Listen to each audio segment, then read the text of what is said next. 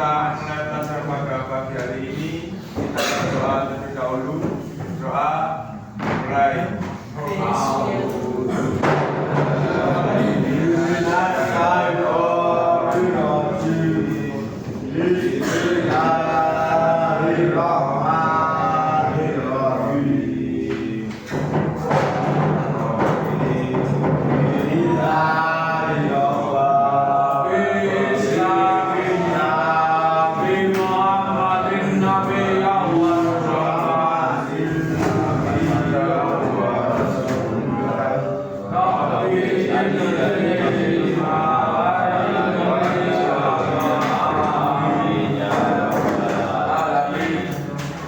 Dengan surat Al-Fatihah.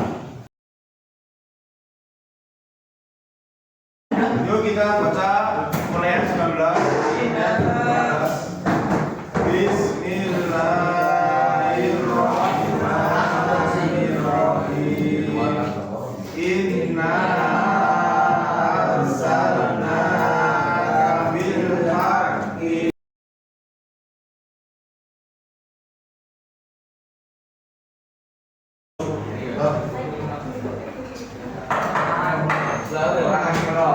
Terus sifat dasar gelombang suara. Nah, gelombang suara ini dapat dipantulkan. Jadi suara dapat dipantulkan apabila suara mengenai permukaan benda yang keras. Contohnya apa? Suara akan terdengar lebih keras kalau dalam dua ya, akibat dari pemantulan suara yang mengenai biji dua. Di sini ada yang pernah misalnya di lapangan gitu teriak, itu pernah nggak? Memantul. Ini tawuran biasa apa? Di stadion misalnya stadion, ah? Ya itu. Niki. Jadi bunyi itu sifatnya itu dapat memantul. Jadi ketika terkena objek yang keras misalnya langit-langit dinding atau di sini misalnya di ruangan ini misalnya tembok gitu ya. Ini kok kan mantul mas, sebenarnya mas. Ya kan kita nggak bisa tahu ini sebenarnya suara saya misalnya ke kamu terus balik lagi gitu. Jadi makanya bisa memantul ini jadi suaranya bisa terdengar keras. Kan beda kan misalnya kalian ngomong di dalam sini sama di lapangan, itu kan otomatis akan terdengar lebih keras di sini. Nah itu terjadi karena suaranya memantul. Kalau di lapangan kan langsung nyebar loh, langsung jadi nggak kelihatan, nggak terdengar lebih jelas. Kemudian refraksi. Refraksi adalah pembelokan arah lintasan gelombang setelah melewati bidang batas antara dua medium yang berbeda. Nanti contohnya suara petir akan terdengar lebih keras pada malam hari ya dibandingkan saat siang hari karena terjadi pembiasan gelombang suara. Ini kira-kira pas musim hujan kalian pernah memperhatikan nggak? Nah, Suara petir itu di saat siang hari dan malam hari beda. kalau tidak, kalau awal dominan angin hujan, hotel kok. Nah, yang suara itu. Jadi pada malam hari itu suara petir akan terdengar lebih keras ya. Nah ini karena disebabkan oleh refraksi tadi. Mas Oke, ibaratnya Hah? telepon anaknya udah. Gimana? Nah selanjutnya suara itu dapat dipadukan atau diinterferensi. Pemaduan gelombang suara dapat dilakukan. Nah ini terdapat jika terdapat dua suara yang berbeda ya. Nah contohnya apa? Contohnya dua pengeras suara yang digunakan pada sebuah generator sinyal. Ini dapat diproduksi sebagai dua sumber bunyi. Kemudian yang terakhir dapat dilenturkan. Nah, kelenturan gelombang suara terjadi ketika gelombang suara melewati celah sempit ya. Contohnya apa? Misalnya kita ngobrol ya di sini. Itu dari luar akan kedengaran. Karena apa? Karena di sini tidak tertutup secara rapat. Tidak ini ya, ada apa itu? Ventilasi misalnya, terus misalnya ini pintunya saya buka misalnya. Nah, jadi ini akan menimbulkan terang sehingga suara tadi akan keluar menuju keluar ruangan.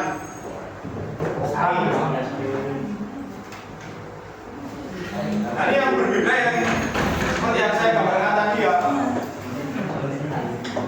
Jadi yang saya gambarkan tadi kan, misalnya di ruang musik ya, di studio musik, nah itu suara tidak akan terdengar di luar. Nah, salah satu faktornya karena ruangan tersebut rapat. Pernah lihat nggak memperhatikan di studio musik itu? Nah, Itu kan sangat-sangat tertutup ruangannya ini, sehingga suaranya dapat terendam misalnya, tidak keluar. oh, Oke, ini manfaat gelombang suara ya. Yang pertama dapat mengukur kedalaman laut dan mengetahui jarak serta lokasi objek dalam air. Nah, ini pernah tahu belum? Jadi gelombang suara yang digunakan adalah ultrasonik. komunikasi.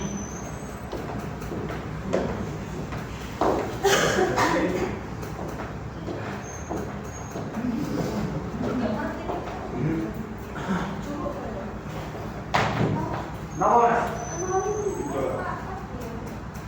Mulai apa ini? Mulainya gimana? Nah, jadi ketika misalnya, nah ini gelombang suara yang digunakan untuk mendeteksi objek atau jarak itu menggunakan jenisnya ultrasonik ya. Tadi kan ada apa? Infrasonik ya, yang 0 sampai 16 Hz. Kemudian ada sonik. Yang selanjutnya ada ultrasonik. Nah, Panasonic. Nah, jadi misalnya ini banyak digunakan oleh kapal ya, terutama kapal-kapal selam misalnya. Itu kan misalnya itu kan untuk mendeteksi misalnya di jarak berapa meter ada apa namanya ada tebing atau tebing di laut atau semacam semacam karang ya, ini dapat deteksi. Kemudian selain itu buat apa? Ada yang tahu? Untuk nelayan misalnya kapalnya nelayan ya. Itu kira-kira buat nyari apa? Nelayan. Ikan. Nah, ikan ya, jadi ikan itu kan ada yang tipenya menggerombol, ada yang sendiri-sendiri. Nah, biasanya harus menggerombol itu bisa dideteksi dengan bantuan gelombang suara ya. Jadi konsepnya, misalnya ini kapal ya, ini terus dikeluarkan semacam suara, gelombang suara, kemudian dalam objek tersebut akan memantul kembali ke kapal. Nah, jadi tahu ya akan jarak serta lokasinya sebelah mana gitu. Kemudian mendeteksi jadi dalam rahim. Ini banyak digunakan ya di dunia medis atau kedokteran. Contohnya apa? Mesinnya tahu nggak? USG tahu USG. PSG itu ya 2 ibu hamil itu biasanya itu kan ngecek kondisinya bayi ya. Bahkan zaman sekarang sudah bisa diketahui misalnya bayi tersebut pria atau wanita itu sudah bisa diketahui. Iya, Mas. Aku nggak tahu, tapi yang jelas gelombang suara ini dapat semacam menggambarkan gitu ya kondisinya. Nah, jadi bisa diketahui misalnya bayi tersebut akan lahir berapa kilo, misalnya besarnya seberapa, dan itu bisa diketahui. Ya kan nggak mungkin kan kita masukkan kamera ke perutnya ibu hamil kan nggak mungkin. Jadi kita menggunakan gelombang ultrasonik tadi. Terus mendeteksi keretakan suatu logam. Nah, ini yang sifatnya sangat-sangat kecil ya, itu kan logam letaknya itu biasanya kecil. Nah, ini bisa dideteksi oleh gelombang suara.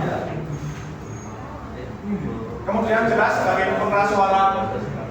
Nah, ini akan berkaitan dengan jurusan kalian ya, jurusan audio video yang akan berkaitan dengan pengeras suara. Nah, itu mendengarkan suara musik dan memecahkan batu karang dalam khusus. Jadi pada medis sekarang ini juga sangat maju. Jadi ketika ada penyakit misalnya di dalam tubuh gitu, batu karang ini dapat dipecah melalui gelombang suara. Jadi semacam kita mengirimkan gelombang suara ke usus misalnya.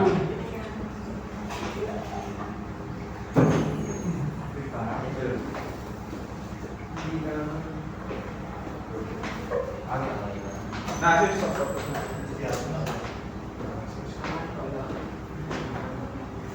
Stop.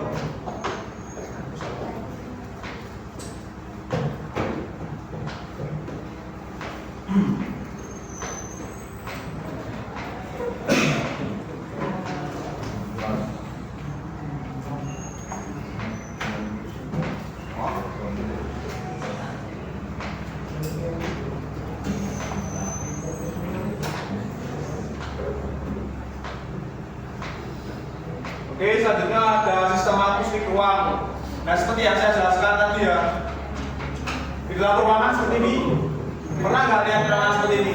Biasanya buat auditorium atau apa? Nah, ini sangat diperlukan sistem akustik ya. Fungsinya buat apa? Nah, ini fungsinya buat menjaga suara tersebut supaya jelas ya, jelas terdengar.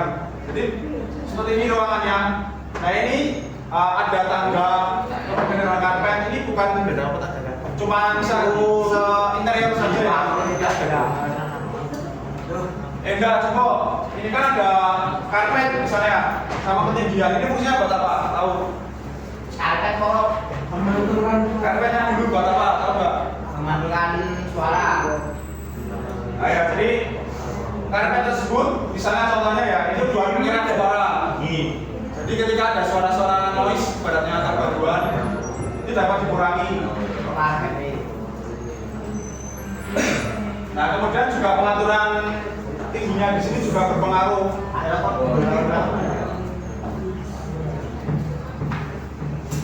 Nah, ini ya.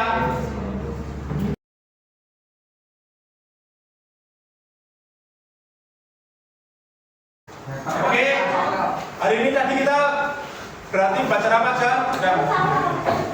Oh, tadi gelombang suara, reaksi terus anatomi telinga juga ya. Terus sekarang sistem ruang. Nah, untuk besok kita sudah memulai masuk rangkaian preamplifier. Nah, besok nanti rangkaian amplifier itu apa bisa dijelaskan sama Mbak Isa. Oke, jadi besok kita masuk rangkaian amplifier, preamplifier. Untuk materinya besok Mbak Nisa, jadi terus besok kita membuat visual terapi, tapi rangkaiannya rangkaian preamplifier.